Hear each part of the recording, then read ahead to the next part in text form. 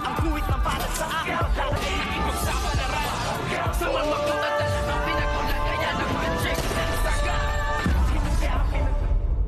Aking munting channel, itinaya nga nitong si Tanggol ang Star of Venus sa isa sa mga pasugalan na kung saan nga ay dati silang nanalo at dito ngayon ay nagtagumpay nga itong si Tanggol na maipanalo niya ang laban nga niya sa pasugalan at ngayon siya lang nga ang nagmamay-ari ngayon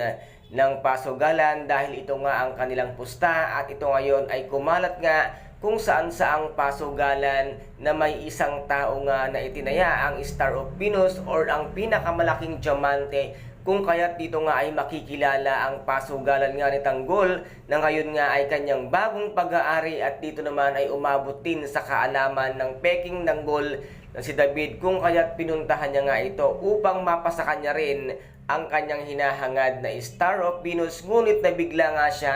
nang makita nga niya ang kanyang Kuya Tanggol na siya na pala ang nagmamay-ari ng pasugalan at siya ang may hawak ng Star of Venus kung kaya't ito nga ay kanyang kinalaban ngunit nagkamali ito nga si David. Dito nga ay naubos ang lahat ng kanyang pera pati nga ang yaman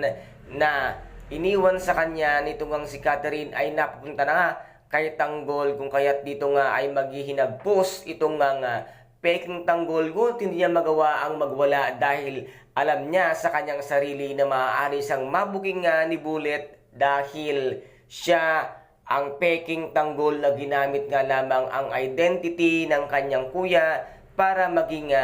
maganda ang kanyang kinabukasan. At dito naman nang magkita nga si Aling Marites at ito nga si Ramon ay dito na lahat inamin ang katotohanan na ito nga daw kanilang anak na si Tanggol ay nag-asawa na ng pamilya ng mga kabalyero at dito naman ay nabigla nga si Aling Marites dahil alam niya sa kanyang sarili na doon nga nagtatrabaho ang kanyang nanay Tinding at dito nga ay inamin lahat-lahat dito nga si Ramon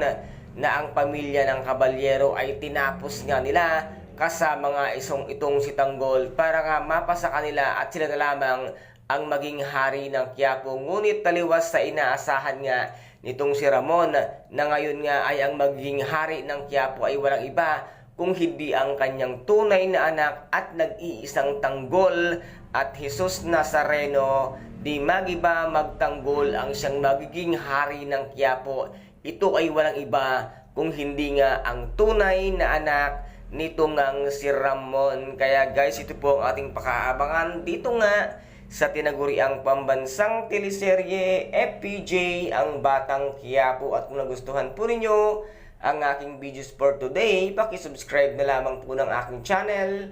paki-like and share para maging update kayo sa lahat ng gagawin kong videos. Maraming salamat po. Ingat, God bless and bye-bye!